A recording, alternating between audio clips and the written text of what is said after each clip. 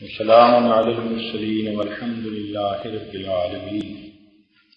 اللهم صل على سيدنا محمد وعلى آل سيدنا محمد وبارك وسلم.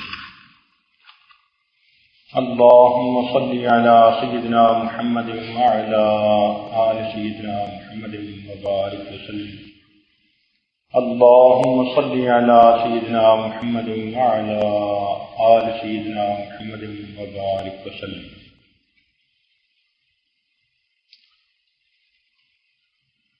آج ہم جس دیش میں موجود ہیں اس دیش کے بسانے والے، اس کو شان دلانے والے، اس کو حرم بنوانے والے حضرت محمد مصطفیٰ احمد مجتبیٰ صلی اللہ علیہ وسلم، وہ امام الانبیاء تھے، امام الملائکہ تھے، محبوب کل جہاں تھے.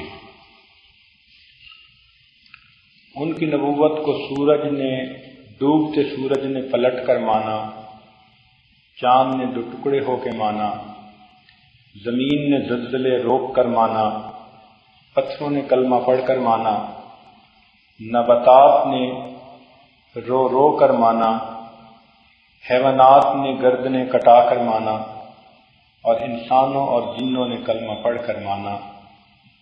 اور جن کافروں نے اپنی زبان سے نہ مانا انہوں نے اپنے دل سے مانا. اس لیے اللہ تعالیٰ نے ارشاد فرمایا یعرفونہ کما یعرفون ابناءہم، کہ یہ میرے محبوب کو ایسے پہچانتے ہیں جیسے کہ اپنے بیٹے کو پہچانتے ہیں. اس شان والے نبی علیہ السلام کی مسجد میں آج ہمیں نمازوں کی توفیق نصیب ہو رہی ہے. یہ اللہ رب العزت کا بڑا کرم اور بڑا احسان ہے. اس مسجد میں ایک نماز پڑھنے کا ثواب 10,000 نمازیں پڑھنے کے برابر ہے. اسلام یہیں سے پھیلا.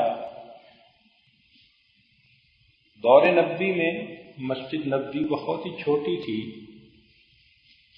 چھت اتنی نیچے تھی کہ جو سرکنڈے تھے وہ بسا اوقات سر کے ساتھ ٹچ ہوتے تھے، اور جب بارش آتی تھی تو پانی اندر آ جاتا تھا اور نیچے کیچڑ بن جاتا تھا. نبی علیہ السلام کے فیصلہ فرمانے کے بعد عمر رضی اللہ تعالیٰ عنہ نے صدیق اکبر عنہ سے گزارش کی کہ مسجد کو بڑھا لیا جائے، اس میں توسیع کر دی جائے. وہ عاشق رسول تھے، ہر چیز کو اسی طرح دیکھنا پسند کرتے تھے جس دور میں نبی اسلام کے زمانے میں تھی. انہوں نے کہا کہ میں کیسے اس مسجد کو بدلوں. چنانچہ انہوں نے توسیع نہ کی. بالآخر سیدنا عثمان غنی رضی اللہ تعالیٰ عنہ کے زمانے میں اس میں کافی توسیع کی گئی اور پہلی مرتبہ مسجد میں لوہے کا استعمال کیا گیا. پھر مسجد نبوی میں توسیع ہوتی رہی، حتیٰ کہ خلافت عثمانی کے درمیان اس میں کافی زیادہ توسیع ہوئی، جس کو آج ترکیہ کا حرم کہتے ہیں، جو مسجد کے اندرونی حصے میں، اگلے حصے میں آج ہمیں نظر آتا ہے. اس میں آپ اگر غور کریں تو آرچیں بنی ہوئی ہیں. یہ آرچیں بنانے کا نظام اتنا مضبوط ہے کہ یہ 1000 سال سے بھی زیادہ چھت اپنا وزن برداشت کر سکتی ہے. حالانکہ آج جو لوہے اور کنکریٹ کے ساتھ چھت ڈالی جاتی ہے، اس کنکریٹ کی چھت کی عام طور پر عمر 100 سال سے کم ہوتی ہے، کیونکہ 100 سال کے بعد سیمنٹ جا کر اپنا اثر چھوڑ دیتا ہے، اپنی بانڈ کی جو خوبی ہے اس کو ختم کر بیٹھتا ہے. تو جب سیمنٹ میں ہی پکڑنے کی طاقت نہ رہی تو پیچھے کیا رہے گا؟ لہذا 100-200 سال کے بعد سیمنٹ کی عمارتیں عام طور پر گرنی شروع ہو جاتی ہیں. لیکن اس کو ایسے بنایا گیا، آرچیں بنائی گئیں، اور آرچ ایسی ہے کہ اگر مٹی کے ساتھ بھی اس کو چن دیا جائے تو بھی 500 سال سے زیادہ وہ کھڑی رہتی ہے. تو اگر آپ غور کریں تو ترکیہ کا بنا ہوا جتنا بھی حرم ہے وہ ساری کی ساری چھت آرچز کے ذریعے سے بنی ہوئی ہے اور بہت ہی زیادہ مضبوط ہے۔ اس کے بعد پھر ابھی 30-40 سال پہلے سے اس میں توسیع کا عمل شروع ہوا اور آج الحمدللہ حرم مدنی میں بہت زیادہ توسیع کر دی گئی ہے۔ اس میں ایئر کنڈیشنر سسٹم بھی لگا دیا گیا، سہولیات بھی ہو گئیں، لائٹنگ بھی ہے۔ الحمدللہ ہم کمزوروں کے لیے اللہ رب العزت نے سہولت کے ساتھ وقت گزارنے کے لیے آسانیاں کروا دی۔ اگر حرم کے اندر جائیں جہاں چھتریاں لگی ہوئی ہیں تو وہاں اگر دیواروں پر دیکھیں تو ہمیں ائمہ اربع کے نام نظر آتے ہیں، یعنی چاروں اماموں کے نام، امام اعظم ابو حنیفہ رحمۃ اللہ علیہ، امام شافعی رحمۃ اللہ علیہ، امام مالک رحمۃ اللہ علیہ اور امام احمد بن حنبل رحمۃ اللہ علیہ۔ اور یہ وہ دیوار ہے جو عبدالعزیز کے زمانے میں بنی، سعودی کے زمانے میں بنی۔ اس سے معلوم ہوتا ہے کہ مقامی حکومت اور لوگ جو ہیں ان کے نزدیک بھی ائمہ اربع کی تقلید کرنی ایک ضروری عمل ہے، اس لیے تو انہوں نے اس کو مسجد نبوی کے اندر نام باقاعدہ ان کے لکھوائے ہیں۔ جب ترکیہ کے حرم میں اندر جاتے ہیں تو وہاں پر ایک اونچا سا چبوترا بنا ہوا ہے جس کو صفہ کہتے ہیں۔ یہ نبی علیہ السلام کے زمانے کی بیٹھک تھی، مسجد میں عبادت کی جاتی تھی اور یہاں پر مجلس لگائی جاتی تھی، یہ مجلس گاہ تھی اس زمانے کی۔ یہاں پر مہاجرین فقراء جو اپنے گھروں کو اللہ کے لیے چھوڑ کر آ گئے تھے، جن کی تعداد کم و بیش ہوتی رہتی تھی، 70 کے قریب تھی، وہ یہاں پر رہتے تھے۔ یوں سمجھیے کہ یہ دین اسلام کا سب سے پہلا مدرسہ تھا اور اس مدرسہ کے محتم جناب رسول اللہ صلی اللہ علیہ وسلم تھے۔ یہ فقراء ایسے تھے کہ کچھ مل جاتا تھا تو کھا لیتے تھے اور نہیں ملتا تھا تو فاقے پر ان کا گزارا ہوتا تھا۔ کئی دن فاقے کے ساتھ گزارے جاتے تھے۔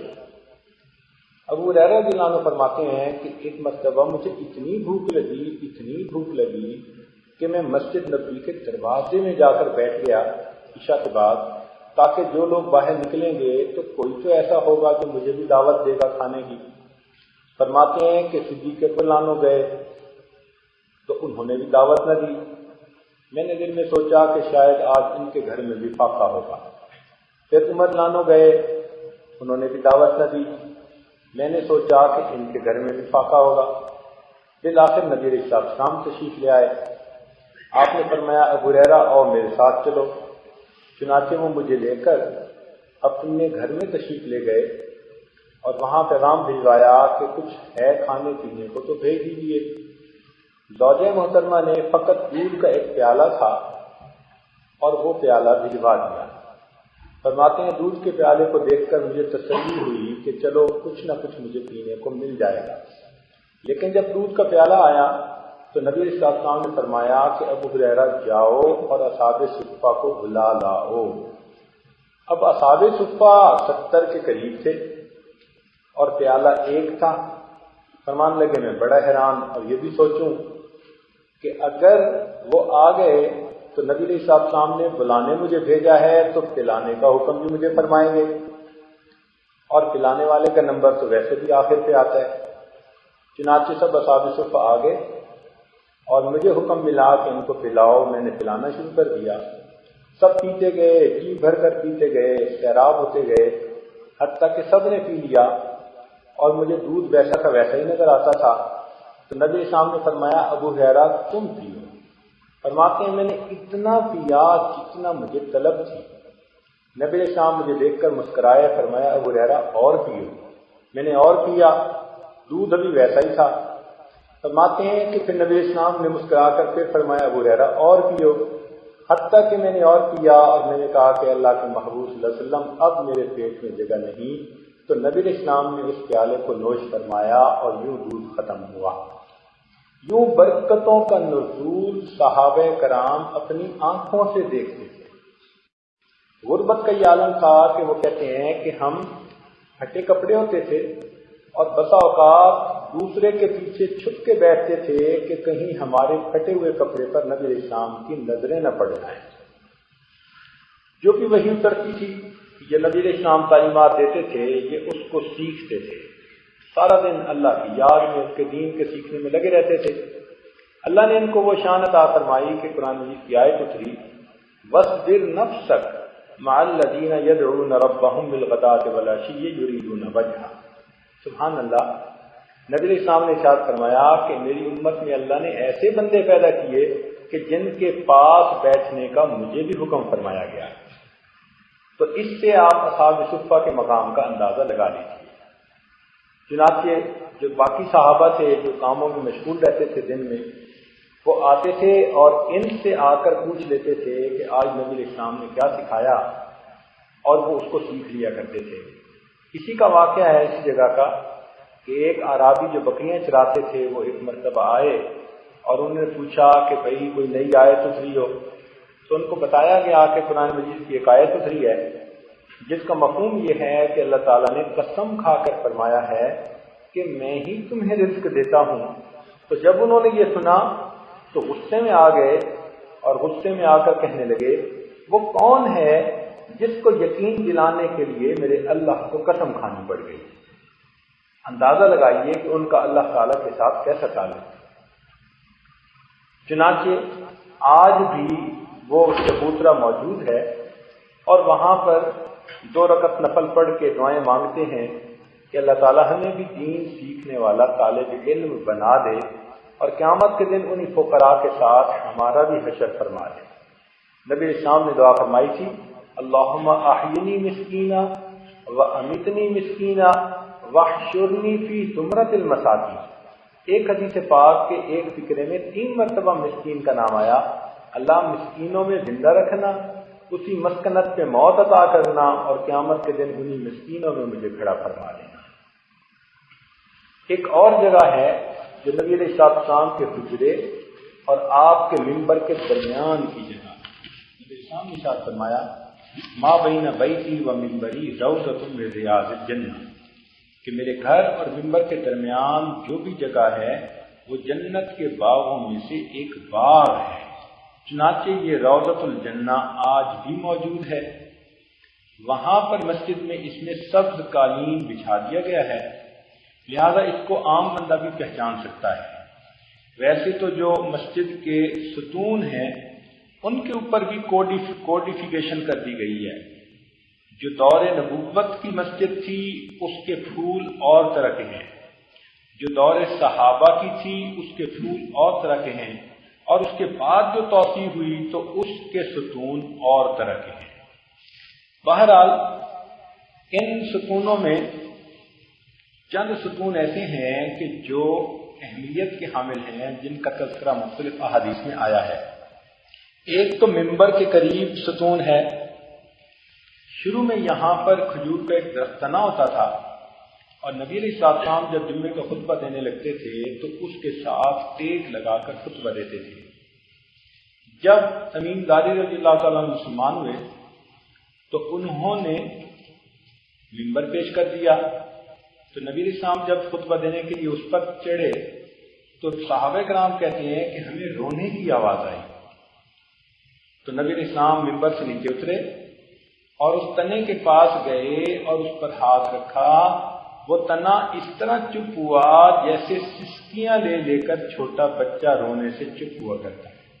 وہ اس لیے رو رہا تھا کہ اے اللہ تعالیٰ کے پیارے محبوب صلی اللہ علیہ وسلم، اب منبر بن گیا، آپ منبر پہ خطبہ دیں گے اور مجھے آپ کی جدائی برداشت کرنی پڑے گی. ہم سے تو وہ کھجور کا تنا ہی اچھا جو اللہ تعالیٰ کے پیارے محبوب صلی اللہ علیہ وسلم کی محبت میں رو پڑا تھا. اس جگہ پر ستون بنایا گیا ہے، اس کو استوانہ مخلقہ کہتے ہیں. ویسے استوانہ حنانہ بھی لوگ کہہ دیتے ہیں. ایک اور بھی ہے استوانہ جس کو استوانہ عائشہ کہتے ہیں. عورتوں کے لیے جو جگہ بنائی جاتی ہے اس سے اگلا ستون یعنی جو مردوں کی طرف ستون ہے اس پر استوانہ عائشہ کا نشان لگا ہوا ہے، لکھا ہوا ہے باقاعدہ استوانہ عائشہ. یہ اصل میں ایک پلر تھا مسجد نبوی کا، جس پر نبی علیہ السلام نے 18 دن کے قریب نمازوں کی امامت بھی فرمائی۔ اور ویسے جو عام مسجد میں بیٹھتے تھے، مجلس لگاتے تھے، تو اسی ستون کے ساتھ ٹیک لگا کر بیٹھتے تھے۔ اس کے بارے میں عبداللہ ابن زبیر رضی اللہ تعالیٰ عنہ ایک مرتبہ تھے، تو ان کو خالہ نے، عائشہ صدیقہ رضی اللہ تعالیٰ عنہ نے فرمایا کہ میں ایک ایسی جگہ جانتی ہوں کہ اگر میں اس کی قبولیت دعا کے متعلق بتا دوں تو تم لوگ آپس میں جھگڑا کرنے لگو اس جگہ پر جا کر نماز پڑھنے کے لیے۔ چنانچہ جب ایک اور صحابی سے انہوں نے پوچھا تو آپ نے منع کر دیا۔ عبداللہ بن زبیر نام ٹھہر گئے، پھر وہ کہنے لگے کہ خالہ مجھے بتا دیجئے، کیونکہ خالہ ماں ہوتی ہے، تو آپ نے محبت کی وجہ سے ان کو بتا دیا۔ انہوں نے آ کر وہاں 2 رکعت پڑھے اور یوں امت کو پتہ چل گیا۔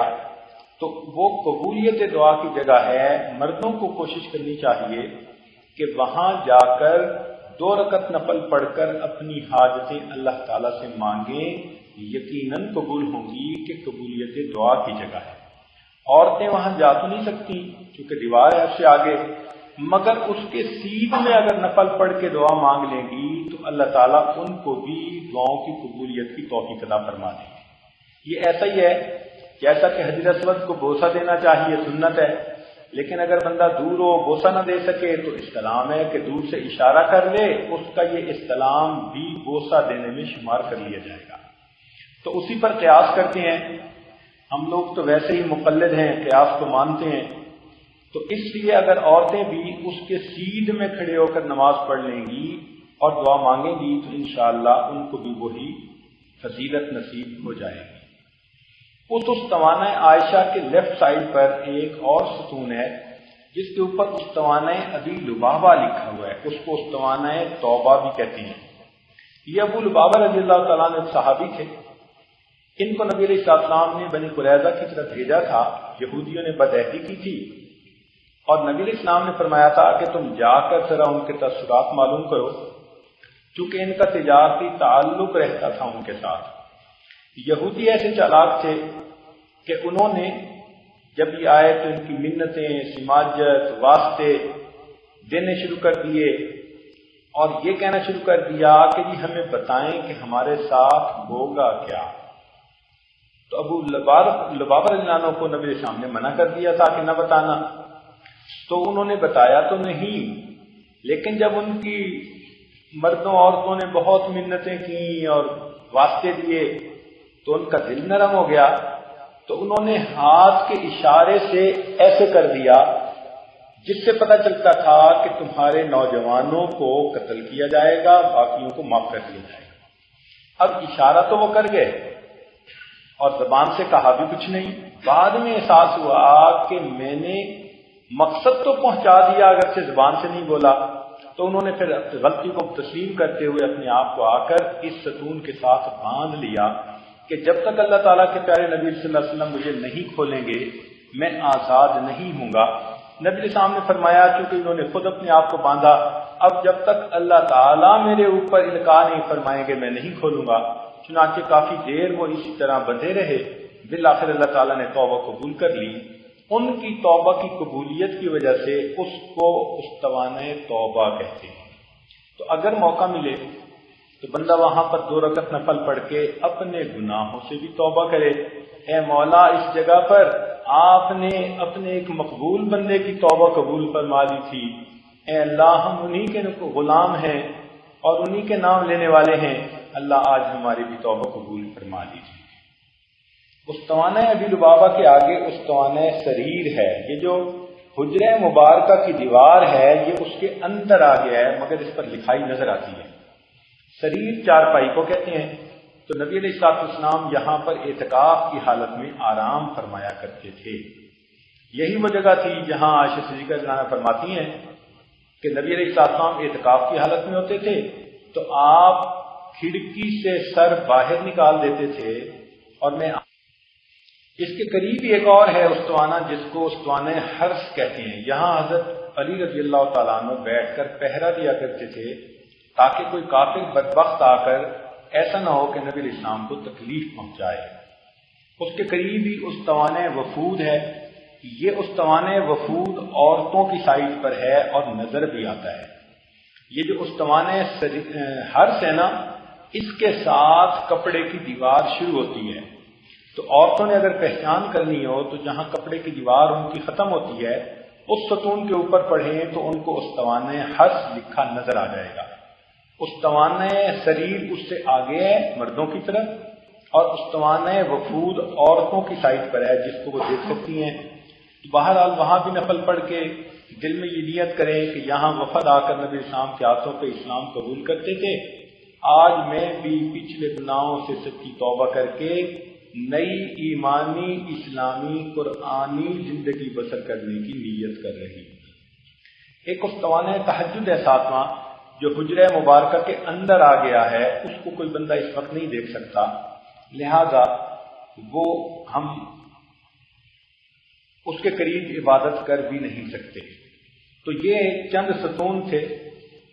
ایک اور عجیب بات ہے، لیکن یہ کتابوں میں ہم نے پڑھی تو نہیں کہیں، مگر یہاں کے رہنے والے پرانے عربی لوگوں سے بھی سنی اور اپنے علماء سے بھی سنی. وہ بڑی عجیب بات ہے. وہ یہ کہ اس وقت تو قبلہ بیت اللہ کی طرف ہے اور امام اسی طرف کھڑا ہوتا ہے آگے، لیکن جب قبلہ اول کی طرف نماز پڑھی جاتی تھی تو اس وقت نبی علیہ السلام کا مصلی کہاں تھا؟ اس وقت تو مصلی بنا ہوا ہے، لوگ وہاں نمازیں بھی پڑھتے ہیں، لیکن جب قبلہ اول تھا تو پھر تو ڈائریکشن بالکل اپوزٹ ہونی چاہیے تھی. تو اس کا مطلب ہے کہ اس وقت مصلی رسول وہاں ہونا چاہیے جہاں اس وقت عام صفیں بنتی ہیں. چنانچہ واقعی وہ مصلی رسول جو ہے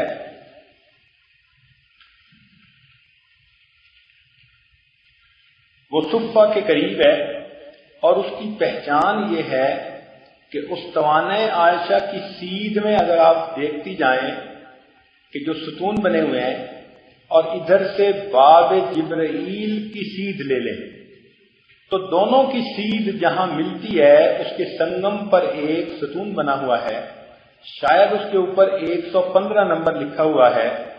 اس ستون کے پاس اس وقت مصلی رسول بٹھایا جاتا تھا، کیونکہ عام لوگوں کو اس کا پتہ نہیں، اس جگہ پر زیادہ لوگ ہی نہیں ہوتے.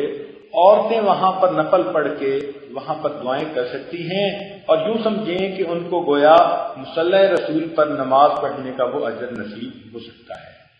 پھر دوبارہ سن لیں کہ اس کی پہچان یہ ہے کہ استوانہ عائشہ کی سیدھ میں دیکھیں تو 5واں ستون بنتا ہے، اور ادھر باب جبرائیل جہاں تہجد والی جگہ ہے، یا جہاں یوں سمجھ لیں کہ صفہ اور تہجد والی جگہ کے درمیان جو دروازہ بنتا ہے، تو ادھر سے باب جبرائیل کی سیدھ نکالیں اور ادھر سے استوانہ عائشہ کی سیدھ میں پیچھے ستون دیکھتی جائیں تو 5ویں ستون پر 115 نمبر شاید لکھا ہوا ہے. تو یہ ستون قبلہ اول کے وقت نبی علیہ السلام کا مصلی یہاں ہوتا تھا. انجینئرنگ سے تعلق رکھنے والے لوگ جب اس ستون کو دیکھتے ہیں تو ان کو صاف پتہ چلتا ہے کہ یہ ستون ذرا ٹیڑھا کر کے اس جگہ پر بنایا گیا ہے، ورنہ عمارت کے حساب سے ستون تھوڑا دوسری طرف بنتا تھا. مگر چونکہ نشانی بھی رکھنی تھی، اور ترکوں کی یہ خاص خوبی ہے کہ انہوں نے نشانیوں کو بہت محفوظ کیا، اس لیے انہوں نے یہ ستون اہم جگہ بنایا جہاں پر کہ نبی علیہ السلام کا مصلی ہوتا تھا. عورتیں اگر تھوڑی سی عقل مندی کریں اور محنت کریں، ڈھونڈ نکالیں، تو ان کو اس ستون کے پاس نمازیں پڑھنے کا اجر اور ثواب نصیب ہو سکتا ہے. مسجد نبوی کے اندر کچھ مکانات بھی تھے صحابہ کرام کے، اس کے ارد گرد چاروں طرف تھے. ایک طرف سیدنا صدیق اکبر کا گھر تھا اور ان کا دروازہ مسجد کے صحن میں کھلتا تھا. نبی علیہ السلام نے سب صحابہ کے دروازے بند کروا دیے تھے، مگر صدیق اکبر کا دروازہ کھلا رکھوایا تھا. ان کے قریب ہی عبداللہ ابن عباس عنہ کا گھر تھا.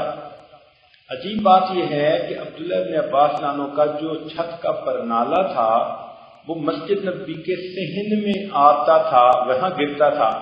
لہذا جب بارش ہوتی تو مسجد کے صحن کے اندر خوب پانی کی وجہ سے کیچڑ بن جایا کرتا تھا، نمازیوں کو تنگی ہوتی تھی. عمر رضی اللہ عنہ کے زمانے میں ایک مرتبہ کافی بارش ہوئی تو انہوں نے جب دیکھا کہ بھئی یہ تو عام فائدے کے خلاف ہے یہ، تو شریعت کا اصول ہے کہ اجتماعی فائدے کی خاطر انفرادی نقصان کو برداشت کیا جا سکتا ہے۔ فقہی کلیات میں یہ ایک کلیہ ہے کہ بڑے فائدے کی خاطر چھوٹے نقصان کو برداشت کیا جا سکتا ہے۔ لہذا عمر رضی اللہ تعالیٰ نے اس کو اکھڑوا دیا۔ حضرت عبداللہ بن عباس عنہ کو پتہ چلا تو انہوں نے مقدمہ درج کر دیا۔ ابی بن کعب عنہ کی عدالت تھی، تو انہوں نے پوچھا کہ بھائی مقدمہ کیوں درج کیا گیا؟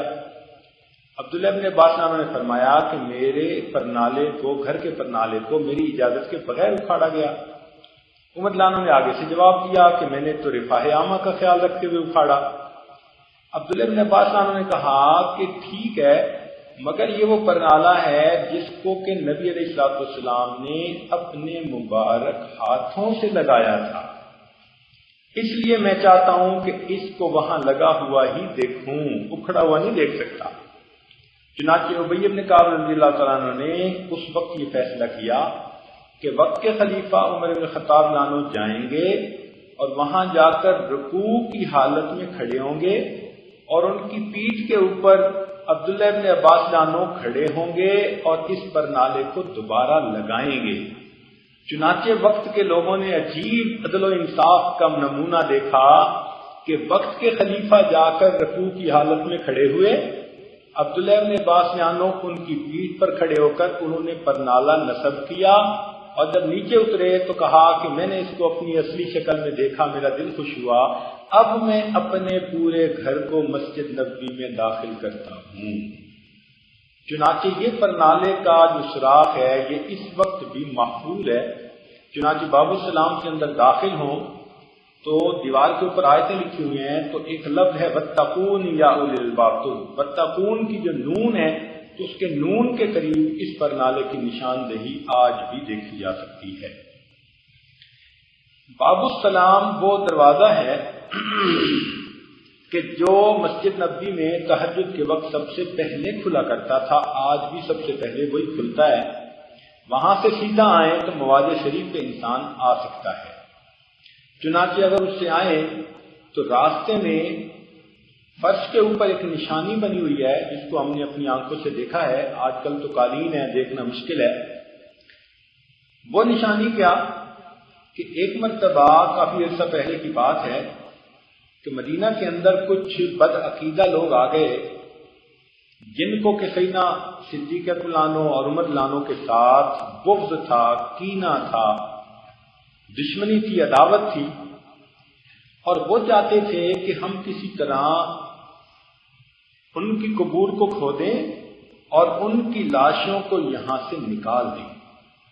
پلاننگ انہوں نے یہ کی کہ انہوں نے جو مسجد نبوی کا دربان تھا اس کے ساتھ دوستی لگائی اور ایک دن اس کو کہا کہ آج عبادت کرنے کو بڑا دل چاہتا ہے، تو اگر آپ مسجد کا دروازہ کھلا رکھیں تو ہم اندر آ کر عبادت کر لیں گے، اور اس کو خوب تحفے تحائف دیے۔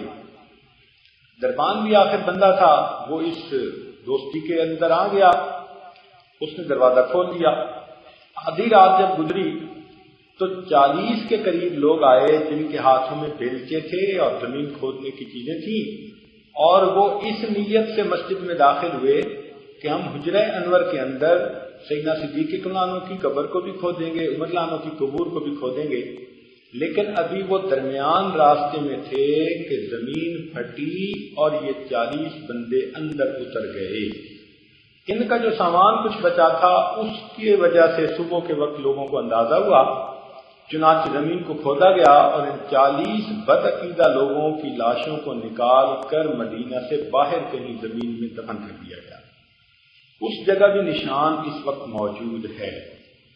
اس سے ذرا اور آگے چلیں تو ایک مصلی جہاں عمر رضی اللہ تعالیٰ عنہ نماز پڑھا رہے تھے، جب ان پر حملہ کیا اور ان کو زخمی کیا گیا تو وہ مصلی کی نشانی زمین پر بنانے کی بجائے دیوار پر بنا دی گئی ہے، یعنی دیوار سے مصلی کا جتنا فاصلہ تھا اتنا ہی زمین سے اوپر کر کے وہ ٹائلوں کے ساتھ ایک مصلی بنا دیا گیا۔ اس کو دیکھ کر انسان آسانی سے اندازہ لگا سکتا ہے کہ عمر رضی اللہ تعالیٰ عنہ کی شہادت کس جگہ پر ہوئی تھی۔ اس سے ذرا اور آگے جائیں تو پھر آگے مواج شریف شروع ہو جاتا ہے، حجرہ مبارکہ شروع ہو جاتا ہے، جہاں نبی علیہ الصلوۃ والسلام آرام فرما رہے ہیں اور جہاں آپ کے قدم مبارک ہیں وہاں ابوبکر صدیق عنہ کا سر ہے، پھر جہاں ان کے قدم ہیں ادھر عمر عنہ کا سر ہے، اور آگے چوتھی ایک جگہ ہے جو خالی ہے، اور کتابوں میں لکھا ہے کہ شاید حضرت عیسیٰ علیہ السلام جب آئیں گے تو وہ وہاں پر مدفون ہوں گے۔ چونکہ وہ جگہ ابھی بھی خالی ہے، یہاں سے بھی پتہ چلتا ہے کہ مرزا قادیانی نے جو نبوت کا جھوٹا دعویٰ کیا تھا تو وہ کذاب تھا، دجال تھا، اس لیے کہ اس نے عیسیٰ ہونے کا بھی دعویٰ کیا، اور جبکہ عیسیٰ علیہ السلام تو ابھی آئے بھی نہیں، اور آئے تو وہ تو وہاں مدفون ہوں گے جہاں پر وہ چوتھی جگہ خالی چھوڑی گئی۔ ایک مرتبہ نبی علیہ الصلوۃ والسلام کا دیدار ہوا، شام میں مسلمانوں کا بادشاہ تھا جس کا نام تھا نور الدین زنگی رحمۃ اللہ علیہ۔ یہ ایک بڑے نیک بادشاہ تھے، اور نبی علیہ السلام نے خواب میں ان کو فرمایا کہ دو بندے ہیں جو مجھے تکلیف پہنچاتے ہیں، اور ان دونوں کی شکلیں دکھائی گئیں، وہ گورے چٹے تھے اور بھوری آنکھوں والے تھے، نیلی آنکھوں والے تھے، جیسے انگریز ہوتے ہیں۔ تو نور الدین زنگی رحمۃ اللہ علیہ اٹھے اور انہوں نے فوراً شام سے مدینہ کی طرف سفر شروع کر دیا، حتیٰ کہ وہ جب مدینہ طیبہ پہنچے تو مدینہ کے گورنر کو انہوں نے بلایا اور فرمایا کہ پورے شہر کی ناکہ بندی کر دو، اور مدینہ کے جتنے لوگ ہیں وہ سارے کے سارے مجھے آ کر ملیں۔ سارے لوگ آ کر ملیں، مگر ان کو وہ دو بندے نظر ہی نہیں آئے۔ انہوں نے پھر گورنر سے کہا کہ بھئی اور کوئی بندے جو رہتے ہوں۔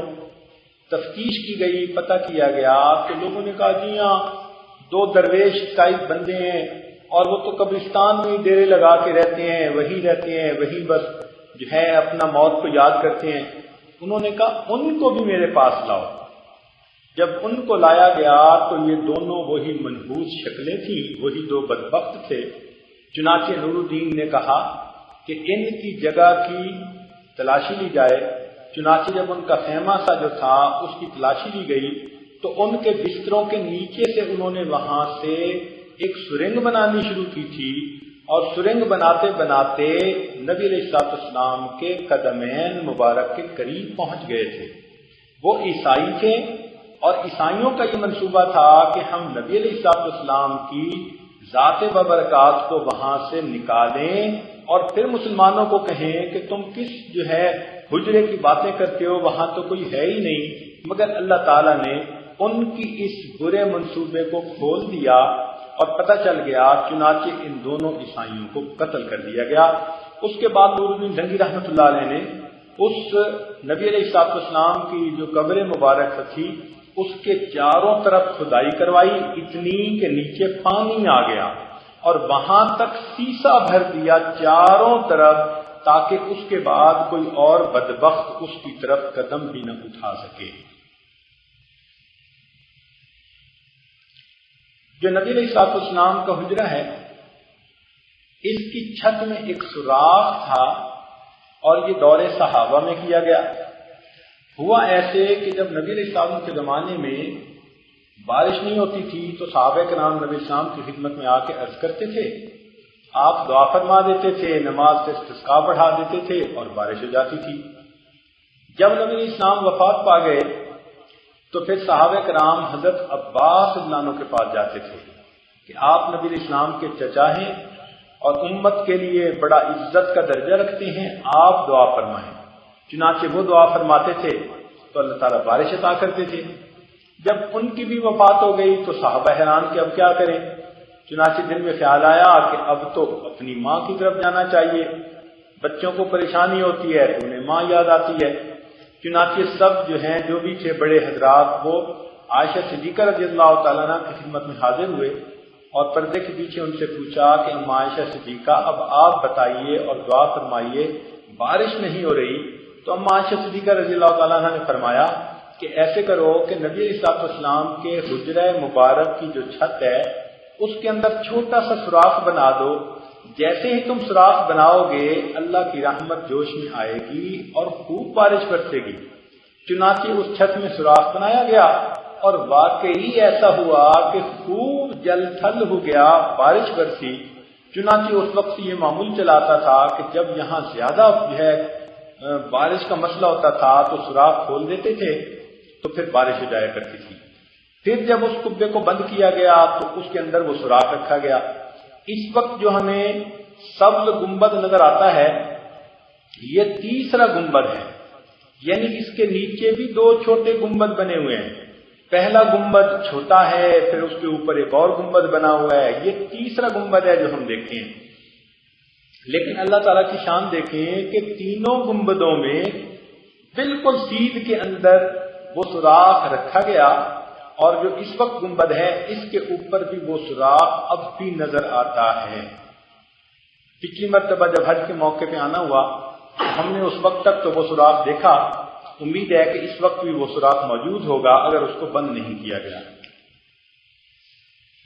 ترکوں کے دور میں ایک مرتبہ بارش نہیں ہوتی تھی تو جب سوراخ کھول دیا گیا پھر بھی بارش نہ ہوئی کئی دن، تو علماء نے کہا کہ ایسا تو نہیں کہ سوراخ کہیں بند ہو۔ چنانچہ انہوں نے ایک بچے کو کہا کہ ہم آپ کو رسی کے ذریعے آپ کی ٹانگوں میں رسی باندھیں گے اور الٹا آپ کو لٹکائیں گے، تو آپ اندر ہاتھ ڈال کر دیکھنا کہ سوراخ بند تو نہیں، الٹا اس لیے کہ نیچے پاؤں نہ ہو۔ اور بچے کو اس لیے اٹھایا کہ بچے معصوم ہوتے ہیں اور اس کا ہاتھ بھی اندر جا سکتا ہے۔ چنانچہ جب بچے نے اندر ہاتھ ڈالا تو ایک کبوتر اندر پھنسا ہوا تھا، مرا ہوا تھا۔ جب اس کبوتر کو نکالا گیا اور سوراخ کھل گیا تو اللہ تعالیٰ نے پھر بارش عطا فرما دی۔ ہمارے اہل سنت والجماعت کے عقیدے کے مطابق نبی علیہ الصلوۃ والسلام اپنی وفات کے بعد بھی حیات کی کیفیت میں ہیں۔ اس کو حیات النبی کا مسئلہ کہا جاتا ہے۔ چنانچہ چاروں ائمہ اس بات پر متفق تھے، سارے صحابہ کرام اس بات پر متفق تھے، یہ امت کا متفقہ مسئلہ آیا ہے کہ نبی علیہ الصلوۃ والسلام پر موت کی کیفیت تھوڑی دیر کے لیے آئی، لیکن اس کے بعد آپ کو ایک حیات اللہ تعالیٰ نے عطا فرما دی، تو حیات النبی کا مسئلہ اس کو کہتے ہیں۔ چنانچہ احادیث میں بھی ہے، نبی علیہ السلام نے ارشاد فرمایا الانبیاء احیاء فی قبورہم یصلون، انبیاء اپنی قبور کے اندر زندہ ہوتے ہیں بلکہ نماز بھی پڑھتے ہیں۔ یہ مسئلہ کچھ سال پہلے جب انگریز آیا ہمارے ملک پاکستان ہندوستان کے یعنی منقسم غیر منقسم ہندوستان میں، تو اس وقت اختلافی بنا اور کچھ لوگ جو اپنے آپ کو غیر مقلد کہتے تھے انہوں نے کہنا شروع کر دیا کہ نہیں، نبی علیہ السلام کی حیات نہیں ہے۔ ان کو مماتی کہتے ہیں کہ یہ ممات کے قائل ہیں، یا پتھری بھی کہتے ہیں کہ یہ یوں کہتے ہیں کہ نبی علیہ السلام کا بدن مبارک تو محفوظ ہے مگر ایسے ہے جیسے پتھر زمین میں پڑا ہوتا ہے، تو اس لیے ان کو پتھری کہتے ہیں۔ اللہ تعالیٰ ایسے بدعقیدگی سے ہمیں محفوظ فرمائے اور ہمیں اہل سنت کے اس عقیدے کے اوپر ساری زندگی جمع رہنے کی توفیق عطا فرمائے۔ چونکہ مسئلہ چھڑ گیا لہذا میں کوئی نقلی دلیلیں تو نہیں دوں گا کہ قرآن اور حدیث کی دلیلیں دوں، وہ تو مستقل ایک واز بن جائے گا۔ دو چھوٹی چھوٹی عقلی دلیلیں دوں گا تاکہ پتہ چل جائے کہ یہ مسئلہ کتنا آسان ہے۔ ایک بات سنیے کہ صالحین، شہداء، صدیقین، انبیاء، یہ چار رتبے ہیں جو قرآن مجید نے کہے، من النبیین والصدیقین والشہداء والصالحین۔ تو صالحین سے شہداء کا درجہ اونچا، شہداء سے صدیقین کا درجہ اونچا، اور صدیقین سے انبیاء کا درجہ اونچا۔ یہ درجہ بندی قرآن نے کر دی، خود اللہ تعالیٰ نے فرما دی۔ اب شہید کے بارے میں اللہ تعالیٰ فرماتے ہیں وَلَا تَقُولُوا لِمَن يُقْتَلُ فِي سَبِيلِ اللَّهِ أَمْوَاتٌ، جو اللہ کے راستے میں شہید ہوں ان کو تم مردہ نہ کہو، بل احیاء، وہ زندہ ہیں، وَلَٰكِن لَا تَشْعُرُونَ، تمہیں اس کا شعور نہیں ہے۔ یعنی بے شعور لوگ جو ہم ہوتے ہیں تو ہمیں ان کی زندگی کا سمجھ نہیں آتی کہ وہ کیسے زندہ ہیں، بلکہ دوسری جگہ فرمایا بل احیاء عند ربہم یرزقون، کہ وہ زندہ ہیں مگر اللہ پاک کے نزدیک ان کو رزق دیا جاتا ہے۔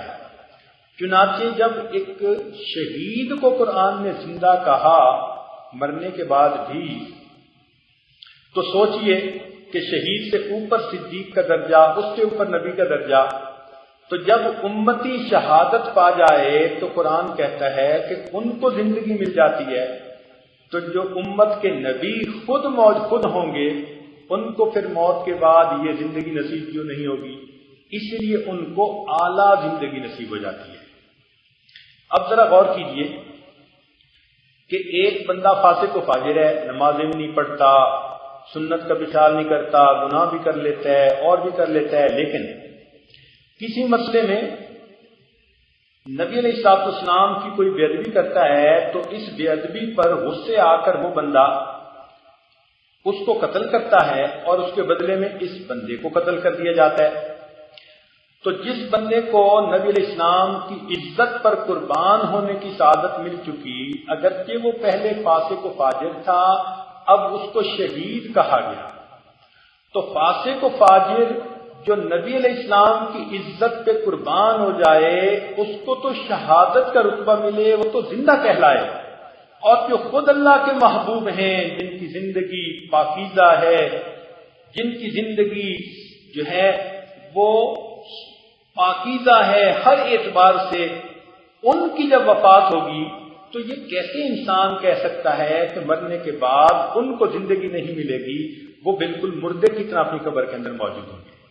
تو عقلی طور پر اگر سوچیں تو یہ چیز بھی سمجھ میں آتی ہے۔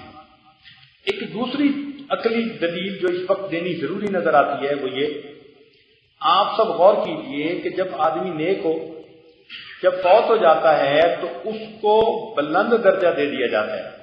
مثلا نیک ہوگا تو علیین میں اس کی روح کو لے جائیں گے، اور اگر گناہگار ہوگا تو سجین میں اس کی روح کو لے جائیں گے۔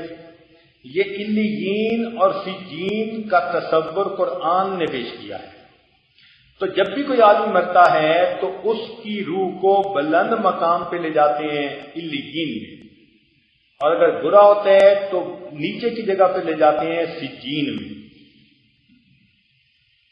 اب بتائیے کہ جب یہ دستور بنا تو اب آپ سے ایک سوال میں پوچھتا ہوں کہ اگر نبی علیہ الصلوۃ والسلام کی وفات ہوئی اور آپ کی روح کو نکال لیا گیا جسم مبارک سے، جسم اطہر سے، تو پھر تو کوئی اور اعلیٰ جگہ ہونی چاہیے جہاں اس روح کو رکھا گیا، تو کہاں ہے بھائی وہ روح؟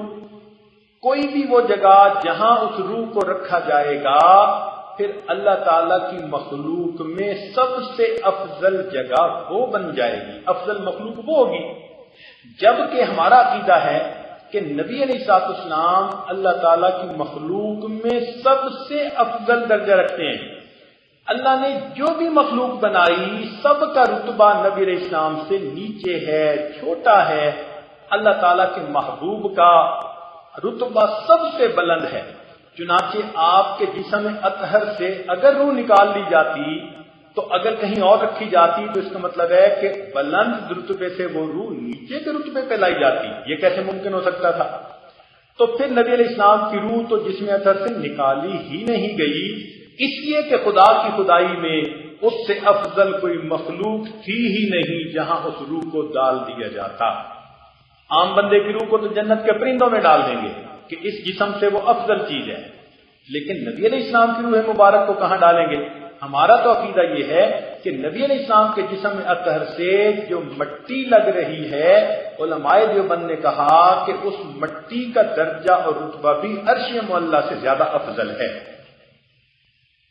تو جب اللہ تعالیٰ نے اس جسم اطہر کو وہ شان عطا فرمائی تو معلوم ہوا کہ آپ کی جو وفات ہوئی اس میں آپ کی روح مبارک کو جسم سے الگ نہیں کیا گیا۔ تو بھائی الگ نہیں کیا گیا تو پھر کیسے آپ کی وفات ہوئی؟ حضرت مولانا قاسم نانوتوی رحمۃ اللہ علیہ نے بڑے خوبصورت انداز سے یہ بات سمجھائی۔ وہ فرماتے ہیں کہ جس طرح ایک لالٹین یا بلب جل رہا ہوتا ہے اور اس کے اوپر ٹوکری ڈال دیں تو باہر روشنی بند ہو جاتی ہے، لیکن ٹوکری کے اندر تو وہ اسی طرح جل رہا ہوتا ہے، بلکہ ٹوکری کے اندر روشنی پہلے سے زیادہ ہو جاتی ہے۔ وہ فرماتے ہیں کہ بالکل اسی طرح اللہ تعالیٰ کے پیارے محبوب صلی اللہ علیہ وسلم کے اوپر اللہ تعالیٰ نے موت کو اسی طرح طاری فرما دیا کہ جیسے ٹوکری کے اندر اس چیز کو بند کر دیا گیا۔ اب اس کی حقیقت انہوں نے یوں سمجھائی کہ دیکھو نبی علیہ السلام کے جسم کی وفات ایسی تھی کہ آپ کی روح کو پورے جسم سے سمیٹ کر آپ کے قلب مبارک میں اکٹھا کر دیا گیا، چونکہ آپ کا قلب مبارک آپ کے جسم میں بھی سب سے اعلیٰ جگہ تھی، تو روح کو بلندی نصیب ہو گئی واقعی، اور اس کے بعد پھر اس کو دوبارہ جسم کے اندر پھیلا دیا گیا۔ یہی نبی علیہ السلام کی وفات مبارکہ تھی۔ یہی وجہ تھی کہ عمر لانو جنہوں نے اپنے سامنے ہزاروں لوگوں کو مرتے دیکھا تھا، جو جانتے تھے کہ مرنے والے کی پہچان کیا ہوتی ہے، جب انہوں نے اللہ تعالیٰ کے پیارے محبوب صلی اللہ علیہ وسلم کو دیکھا تو ان کو زندگی کے آثار نظر آئے، لہذا وہ تلوار لے کر کھڑے ہو گئے اور کہنے لگے کہ جو کہے گا کہ نبی علیہ السلام وفات پا گئے، میں اس کا سر قلم کر دوں گا، اس لیے کہ اللہ کے محبوب تو زندہ ہیں۔ تو ہمارے علماء نے یہ فرمایا کہ نبی علیہ السلام اپنی وفات جو تھوڑی دیر کے لیے طاری ہوئی، اس کے بعد بھی زندگی کی کیفیت میں ہیں۔ ہم اس زندگی کی حقیقت کو نہیں سمجھ سکتے، اللہ تعالیٰ اس حقیقت کو بہتر سمجھتا ہے، لیکن ہمارے نزدیک نبی علیہ السلام اپنی قبر مبارک میں زندگی کی کیفیت میں ہیں۔ یہاں پر ایک اور بھی بات ہے جو ذرا کھولتے چلیں کہ جب ترکوں سے حرمین شریفین لے لیے گئے تو مقامی طور پر یہاں پر ایسے لوگ تھے جنہوں نے کہا کہ یہ قبروں کے اوپر جتنے قبے ہیں گرا دیے جائیں اور یہ عمارتیں گرا دی جائیں، سب گرا دیا جائے۔ تو اس وقت یہ جو جنت بقیع ہے اس کے اندر جو بھی کچھ بنا ہوا تھا سب پر بلڈوزر چلا دیا گیا، سب برابر کر دیا گیا، حتیٰ کہ چند ایسے بھی لوگ تھے جنہوں نے کہا کہ جی نبی علیہ السلام کی قبر مبارک پر بھی تو گنبد بنا ہوا ہے، جہاں پہلے قبروں سے گنبد ہٹائے تو اس کو بھی ہٹانا چاہیے۔ حدیث ہے بخاری شریف کی جس سے پتہ چلتا ہے کہ نبی علیہ السلام نے فرمایا کہ قبر کے اوپر عمارت بنانا اس کی اجازت نہیں ہے، تو بنا علی القبر اس کی اجازت نہیں ہے۔ اب اس حدیث پاک کے تحت وہ چاہتے تھے کہ اس کو بھی ہٹا دیا جائے، لیکن پھر حکومت نے کہا ان کو کہ بھئی تم پہلے مختلف علماء کے پاس جاؤ اور ان کو کانفیڈنس میں لو، ان کی بھی رائے لو، پھر یہ قدم اٹھانا، کیونکہ یہ بہت بڑا نازک مسئلہ ہے۔ چنانچہ حضرت مولانا حسین احمد مدنی رحمۃ اللہ علیہ کا دور تھا، وہ دارالعلوم دیوبند میں اس وقت شیخ الحدیث تھے، اور ان کے پاس وفد آیا۔ اس وقت ان کے پاس ایک طالب علم پڑھ رہے تھے جنہوں نے حضرت مدنی رحمۃ اللہ سے دور حدیث کیا، پھر بعد میں وہ خود شیخ الحدیث بنے، اور اللہ تعالیٰ کی شان کہ ان کا اس عاجز کے ساتھ اصلاحی تعلق تھا۔ تو ایک دن انہوں نے مجھے یہ اپنا واقعہ خود سنایا، کہنے لگے حضرت میں حضرت مدنی کا شاگرد ہوں، اور میں اس دن دارالعلوم دیوبند کے اندر موجود تھا جس دن یہ معاملہ ہوا، تو میں آنکھوں دیکھا واقعہ سناتا ہوں مسجد میں باوضو ہو کر۔ تو انہوں نے کہا کہ یہاں کے علماء کا ایک وفد وہاں آیا، اور انہوں نے آ کر کہا کہ جی ہم چاہتے ہیں کہ ہم نے جنت بقیع سے تو سب قبے ختم کر دیے، اب ہم روضہ انور کو بھی ہٹا دیں، کیونکہ حدیث پاک کے مطابق قبور کے اوپر بنا کی اجازت نہیں ہے۔ تو علماء نے کہا کہ اچھا ہمیں 3 دن دے دیجئے تاکہ ہم اپنے علماء کو بلا لیں اور اس کے بعد آپ سے بات کریں گے۔ یہ خبر تو جنگل کی آگ کی طرح پھیل گئی۔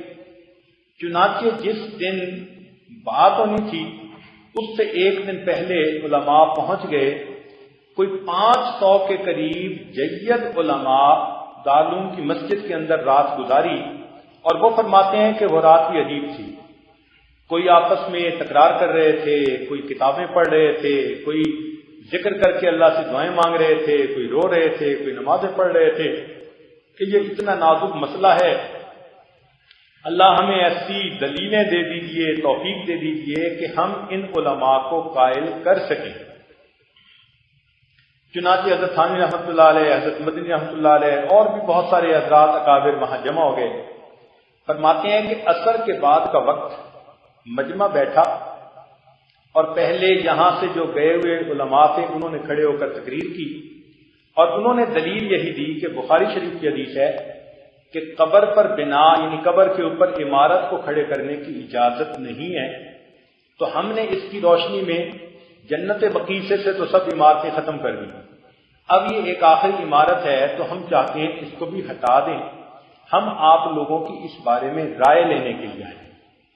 جب وہ بیان کر کے ہٹے تو تھوڑی دیر کے لیے تو پورے مجمع کو جیسے سانپ سونگھ گیا، پن ڈراپ سائلنس، لوگوں کی چیخوں کی آوازیں تو محسوس ہو رہی تھی کہ علماء رو رہے تھے کہ اے اللہ اس وقت ہم کیسے کوئی بات کریں کہ ان لوگوں کو قائل کریں کہ یہ اس روضہ انور کو ہاتھ نہ لگائیں۔ بڑا عجیب نازک مسئلہ تھا۔ تھوڑی دیر کے بعد حضرت اقدس تھانوی رحمۃ اللہ علیہ کھڑے ہوئے، آپ نے خطبہ دیا اور خطبہ دے کر فرمایا کہ الحمدللہ اللہ تعالیٰ نے مجھے شرح صدر عطا فرما دیا۔ انہوں نے کہا جی شرح صدر سے کیا مراد؟ انہوں نے فرمایا کہ شرح صدر سے مراد یہ کہ جو حدیث پاک آپ نے بتائی ہے بخاری شریف کی متن اور سند کے حساب سے وہ بڑی عالی ہے، بڑی صحیح ہے، سند متصل کا درجہ رکھتی ہے، 100% اس کا مضمون اپنی جگہ پر ٹھیک ہے کہ قبر کے اوپر بنا کی اجازت نہیں ہے۔ تو وہ علماء بولے کہ اگر آپ بھی تصدیق کرتے ہیں کہ حدیث پاک سند کے حساب سے بالکل ٹھیک ہے تو پھر ہمیں اجازت ہے کہ ہم اوپر سے گنبد خضرا کو ہٹا دیں۔ حضرت تھانوی رحمۃ اللہ نے فرمایا یہی تو شرح صدر ہے جو اللہ نے کر دیا کہ آپ گنبد خضرا کو بھی نہیں ہٹا سکتے۔ وہ کہنے لگے عجیب بات ہے، ایک طرف تو آپ کہتے ہیں کہ حدیث جو ہے ٹھیک ہے اور دوسری طرف کہتے ہیں کہ گنبد خضرا کو نہیں ہٹا سکتے۔ تو حضرت نے فرمایا کہ یہی نقطہ اللہ نے میرے دل پر ڈال دیا اور مجھے سمجھا دیا، وہ اس لیے کہ بنا علی القبور اس کی اجازت نہیں، یعنی قبر کے اوپر عمارت بنانے کی اجازت نہیں، لیکن گنبد خضرا کا معاملہ الگ ہے۔ یہاں عائشہ صدیقہ رضی اللہ تعالیٰ عنہا کا حجرہ پہلے تھا اور قبر اس کے اندر بعد میں بنائی گئی، لہذا اب اس عمارت کو آپ ہٹا نہیں سکتے۔ الحمدللہ ثم الحمدللہ، یہ اکابرین علماء دیوبند کی قربانیاں ہیں، ان کی جو ہے نا وہ برکتیں ہیں کہ اللہ تعالیٰ نے آج ہمیں وہی گنبد خضرا دیکھنے کی سعادت عطا فرمائی ہے۔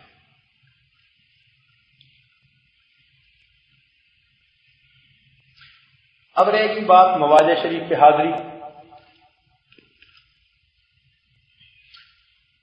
آج کا بیان بھی توقع سے زیادہ لمبا ہوتا جا رہا ہے، تو مواضع شریف پہ حاضری کی بات تو میں اس وقت پوری کر دوں گا، چند باتیں جو باقی رہ جائیں گی وہ انشاءاللہ کل کی مجلس میں کر لیں گے۔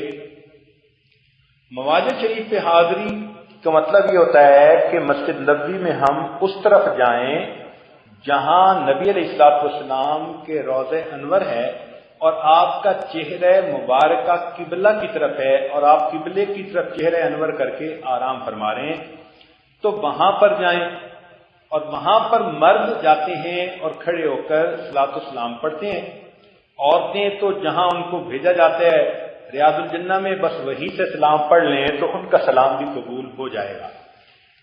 چونکہ حضرت مولانا یوسف بنوری رحمۃ اللہ علیہ فرمایا کرتے تھے کہ میرے نزدیک پوری مسجد نبوی مواضع شریف کا حکم رکھتی ہے، لہذا عورتیں اگر وہیں کھڑے ہو کر صلاۃ السلام پڑھ لیں گی تو انشاءاللہ وہ قبول ہوگا۔ البتہ مردوں کو اللہ تعالیٰ یہ توفیق دیتے ہیں کہ وہ سامنے جا کر کھڑے ہوتے ہیں اور آپ صلی اللہ علیہ وسلم پر صلاۃ السلام پڑھتے ہیں۔ وہ جگہ بہت ادب کی جگہ ہے اور وہاں جاتے ہوئے اپنے دل کو تھام کے اور غیر سے خالی کر کے اور گناہوں سے توبہ کر کے وہاں جانا چاہیے۔ تاہم وہاں جا کر کرنا کیا چاہیے؟ علماء نے لکھا ہے کہ جانے کا ارادہ کرے تو 70 مرتبہ درود شریف پڑھ کر جائے.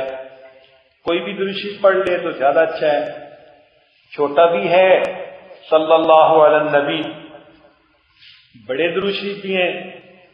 ایک درود شریف جو معنی کے اعتبار سے بہت ہی اچھا ہے وہ یہ بھی ہے کہ اللہم صلی علی سیدنا محمد وعلی آل سیدنا محمد کما تحب و ترضی بعدد ما تحب و ترضی. اگر کبھی اس کے معنی پہ آپ غور کریں گے نا تو حیران ہوں گے کہ اس درود شریف کے الفاظ کتنے زبردست ہیں. یقیناً اللہ تعالیٰ کی خربوں خربوں رحمتیں اس درود شریف کے بعد اللہ تعالیٰ کے محبوب صلی اللہ علیہ وسلم پر اور زیادہ نازل ہوتی ہوں گی. تو ایسا کوئی درود شریف پڑھ کے پھر وہاں جانا چاہیے. نبی علیہ السلام نے ایک حدیث پاک میں فرمایا من زار قبری وجبت لہ شفاعتی، جس نے میری قبر کو دیکھ لیا اس کے اوپر میری شفاعت واجب ہو گئی. لہذا جب وہاں پر جائیں تو پہلے درود شریف پڑھتے رہیں، پھر درود شریف پڑھنے کے بعد جو ہے وہ نبی علیہ السلام پر درود شریف جو ہے سارا پڑھیں اور پھر دعا مانگیں.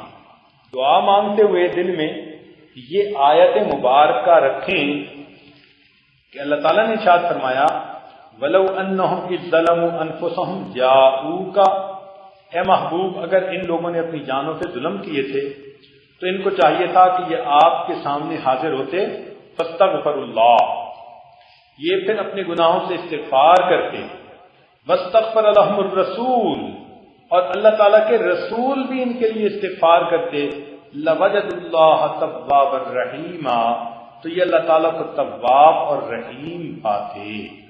چنانچہ اس آیت کا مضمون سامنے رکھ کے استغفار کریں اپنے گناہوں سے اور یہ دعا مانگیں کہ اے اللہ تعالیٰ کے پیارے محبوب صلی اللہ علیہ وسلم میں اس وقت اپنے سارے گناہوں سے سچی توبہ کر رہا ہوں اور آپ کی خدمت میں یہ درخواست کرتا ہوں، فریاد کرتا ہوں آپ بھی میرے بارے میں استغفار فرمائیے، اللہ کی جناب میں شفاعت کر دیجئے تاکہ اللہ تعالیٰ میری توبہ کو قبول فرما لے. تو یہ مضمون بھی اپنے ذہن میں وہاں جا کر رکھیں. البتہ ایک اور بھی بات ہے، ہمارے استاد حضرت مولانا محمد اشرف شاہ دامت برکاتہم انہوں نے یہ بات بتائی اور یہ بات واقعی دل کو لگی. وہ فرمانے لگے کہ حدیث پاک میں آتا ہے کہ نبی صاحب نے ارشاد فرمایا جو بندہ دور سے درود شریف پڑھتا ہے تو اس کو فرشتے مجھ تک پہنچاتے ہیں اور جب میرے پاس آ کر پڑھتے ہیں تو میں خود انہیں سنتا ہوں. تو چونکہ حدیث پاک سے ثابت ہے کہ نبی علیہ السلام پڑھنے والے کا درود سلام خود سن رہے ہوتے ہیں تو وہ فرمانے لگے کہ لہٰذا جو زیارت کے لیے جائے اس کو چاہیے کہ صلاۃ السلام پڑھنے کے بعد پھر ذرا مناسب آواز سے کلمہ شہادت پڑھ لے اور کلمہ شہادت پڑھ کر یہ عرض کرے کہ اے اللہ رب العزت کے پیارے محبوب صلی اللہ علیہ وسلم میں نے آپ کے سامنے کلمہ پڑھا، اب آپ قیامت کے دن میرے ایمان کی گواہی عطا فرما دیجیے گا. اور جس کے ایمان پر نبی علیہ السلام نے قیامت کے دن گواہی عطا کر دی یقیناً اس کی بخشش ضرور ہو جائے گی. حضرت شیخ الحدیث رحمۃ اللہ علیہ مولانا زکریا رحمۃ اللہ علیہ کی عادت مبارکہ تھی کہ جب بھی مواجہ شریف پہ جانے لگتے تھے تو جانے سے پہلے کچھ صدقہ کرتے تھے پھر وہاں جاتے تھے. چونکہ قرآن مجید کی ایک آیت ایسی ہے جس میں اللہ تعالیٰ فرماتے ہیں کہ اگر تم میرے پیارے محبوب سے بات کرنے کے لیے آنا چاہتے ہو تو پہلے صدقہ دو. اگرچہ یہ آیت بعد میں منسوخ فرما دی گئی لیکن کلام الہی میں تو شامل ہے، لہذا اس کے پر عمل کرنے کے لیے وہ یہ عمل کرتے تھے کہ پہلے کچھ صدقہ دیتے تھے پھر نبی السلام کی خدمت میں حاضری دیتے تھے. ہمارے اکابرین کا بھی یہ معمول رہا. چنانچہ جتنی بار مسجد میں داخل ہوتے ہیں اور مواجہ شریف پہ جانا ہوتا ہے تو دل میں نیت کر لیتے ہیں بالفرض میں نے 1 ریال صدقہ کے الگ کر دیے اور بے شک اسی وقت نہیں دیکھ سکتے تو الگ کر لیے جائیں پھر بعد میں دے دیے جائیں. ہر بار اگر صدقہ دے کر جائیں گے تو وہ آیت جو کلام الہی کی طور پر نازل ہوئی اور اس وقت بھی کلام الہی میں موجود ہے، اگرچہ عمل کے لیے اللہ تعالیٰ نے آسانی فرما دی لیکن اگر اس پر عمل کر کے جائیں گے تو نبی علیہ الصلوۃ والسلام کی بارگاہ میں جا کے قبولیت زیادہ نصیب ہوگی. وہاں جا کے دعائیں مانگیں اور خوب دل سے دعائیں مانگیں. عربی میں، فارسی میں، اردو میں، اپنی زبان میں جو بھی ہو، خوب اپنے دل کی بات وہاں کہیں۔ مفلسا نیم آمدہ در کوئے تو، شیئن للہ از جمال روئے تو، دست بکش آ جانب زنبیل ما، آفرین بر دست بر بازوئے تو۔ اس جگہ پر بہت زیادہ ادب کا خیال کرنا چاہیے۔ ادب گاہیست زیر آسماں از عرش نازک تر۔ علامہ اقبال نے بھی کیا عجیب بات کہی، کہتے ہیں کہ آسمان کے نیچے ایسی ادب گاہ ہے جو عرش سے بھی زیادہ نازک تر ہے۔ نفس گم کردہ بھی آیت جنید و بایزیدی یا، یہ وہ جگہ ہے جہاں آ کر جنید اور بایزید کا بھی سانس رکتا نظر آتا ہے۔ تو اگر ہمارے اکابرین وہاں اتنے ادب کے ساتھ پیش ہوتے تھے تو ہمیں بھی چاہیے کہ بہت ہی ادب کے ساتھ، عاجزی کے ساتھ وہاں جائیں، نبی علیہ السلام پر درود و سلام کے تحفے بھیجیں۔ اللہ تعالی ہماری حاضری کو قبول فرما لے۔ اسی مضمون کو یہ آج جاری رکھے گا اور کل انشاءاللہ جو باقی پوائنٹس ہیں ان کو مکمل کر لیا جائے گا۔ اللہ تعالی عمل کی توفیق عطا فرمائے۔ وآخر دعوانا الحمدللہ رب العالمین۔ تھوڑی دیر کے لیے مراقبہ کر لیجیے۔ رب کعبہ سے کریم کی دعا مانگی ہے، رب کعبہ سے کریم کی دعا مانگی ہے، ہم نے مرنے کی مدینے میں دعا مانگی ہے، رب کعبہ سے کرینے کی دعا مانگی ہے، ہم نے مرنے کی مدینے میں دعا مانگی ہے، زندگی مانگی کسی نے تو کسی نے جنت، ہم فقیروں نے مدینے کی فضا مانگی ہے، رب کعبہ سے کرینے کی دعا مانگی ہے، ہم نے مرنے کی مدینے میں دعا مانگی ہے۔ لا الہ الا اللہ محمد رسول اللہ۔ دعا کر لیجیے۔ سبحان ربی العظیم، اللہم صلی علی سیدنا محمد وعلی آل سیدنا محمد وبارک وسلم۔ ربنا ظلمنا انفسنا وان لم تغفر لنا وترحمنا لنکونن من الخاسرین۔ اے مالک، ہم آپ کے عاجز مسکین بندے ہیں، ہمارے گناہوں کو معاف فرما، خطاؤں سے درگزر فرما، عیبوں کی پردہ پوشی فرما۔ اے اللہ، جتنے بھی حاضرین ہیں، مرد ہیں، عورتیں ہیں، سب کی نیک مرادیں پوری فرما۔ اے اللہ، ہمارے دلوں کو صاف فرما، ہماری خطاؤں سے درگزر فرما، ہمیں اپنے پیارے محبوب صلی اللہ علیہ وسلم کی سچی محبت نصیب فرما، ان کی سنتوں سے ہمیں اپنے آپ کو سجانے کی توفیق عطا فرما۔ اے اللہ، ہمیں اپنے پیارے محبوب کی بارگاہ میں قبولیت نصیب فرما۔ رب کریم، ہمیں اس جگہ پر اپنی شان کے مطابق اجر اور بدلہ نصیب فرما۔ اے اللہ، ہمیں عبادات کا ذوق اور شوق نصیب فرما، ایمان حقیقی کی اے اللہ ایمان حقیقی کی حلاوت نصیب فرما، اللہ ہمیں سجدے کا سرور نصیب فرما۔ رب کریم ہماری ان دعاؤں کو اپنی رحمت سے قبول فرما، ہماری حاضری کو قبول فرما، اور اس پر جو بہترین اجر اور بدلہ ہے وہی ہمیں نصیب فرما۔